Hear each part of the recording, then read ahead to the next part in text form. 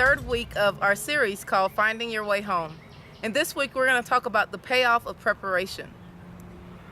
This week we've looked at the third chapter in the book of Ruth and Ruth's story of finding her way to her destiny, her way home. What she really needed was a place that she belonged. In the very first verse, her mother-in-law Naomi said, "Ruth, it's time for me to prepare you a home." We find ourselves in the same situation where we're headed toward a destiny. God has put something in front of us or put something in our hearts, and we're headed toward that place. But in the process of getting there, there are things that we can be doing now. We don't have to wait till we get there. Now we can do what we know to do. We can take the next good step, do the next right thing. Whatever is in front of us, we can put our hands to do it. For instance, if you're going to look for a job, when you go to look for a job, you prepare for it. When you show up, even if you don't feel like you're the most qualified candidate for the job, you go in with confidence. Right. You do your own preparation. Sometimes we find ourselves creating our own obstacles of thinking that we have to wait to do something. When there's things that we can do, like Pastor Tony just said, you do what you can. You take the small steps that's already available for you, and you never believe how far you can get. And along the way, God puts people in our lives to help us. This isn't a journey that we do on our own. We need help, just as Ruth needed Naomi in her life. And Naomi gave her specific steps of what to do, and she was open to listen to that advice. It's helpful when we listen to what other people suggest for us, whether or not we actually take their advice, because it might not be the right thing, but hear what they have to say. It will give you direction. It will help you make the right choices. Other people know a little bit more than I do. Some people have more experience than I do.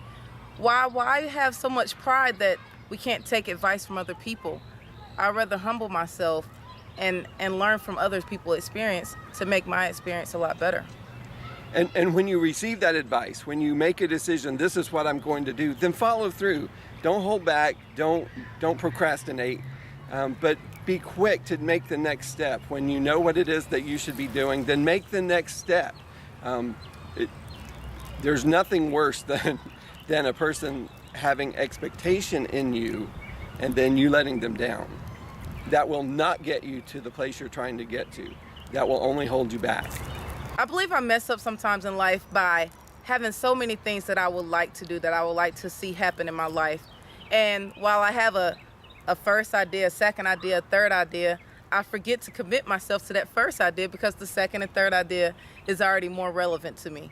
If I could just follow through with my commitments, I probably can see a lot more results in my life. That's why it's important for us to make a decision. Is this what I'm going to do, or do I need to go somewhere else? Is there another choice for me? And once you get there, then make the commitment and follow through on it. But along the way, things don't always go the way we expect them to. So sometimes you make a choice and then you realize you have to make a change even in the middle because there's some delay, something happens, somebody gives you another opinion or another option that you can take that you weren't aware of in the beginning. So you have to be willing to adjust the course. But expect delays. In the story of Ruth, this is exactly what happened. Naomi gave her instructions, do this, do this, do this, and when you do these things, there's going to be Boaz. He's the person who is going to take care of us. He's the one who is going to provide the home for you. And when Ruth followed through with all the steps and she got to the place she thought, okay, now I'm going to get a home, then Boaz says, but first there's somebody else who is obligated to provide a home for you. So there was a delay and a second opinion that she didn't know about. She wasn't aware of it. And when she became aware of it, it was just a delay. It wasn't a stop in the process. It just slowed her down overnight. And he said, and tomorrow we'll find out the truth and what is going to happen. And sometimes for us, that overnight wait can seem like eternity. If our plan is delayed, we feel like it's just the end of the story for us because we didn't get it when we wanted it. Some of the best things that have happened in my life, I've looked back and it's because I waited. And even in the wait, I didn't give up. I probably missed out on a lot of opportunities because I wasn't patient. But some of the greatest things that's happened has been because I was patient enough to wait for that overnight process. I saw the blessing. And in that process, I want to tell you that God is there. He's not just at the end of the road. He's not just at your destination, he's in the journey. He's not just at the finish line waiting to see if you're going to win the race. He's running the race with you to help you win.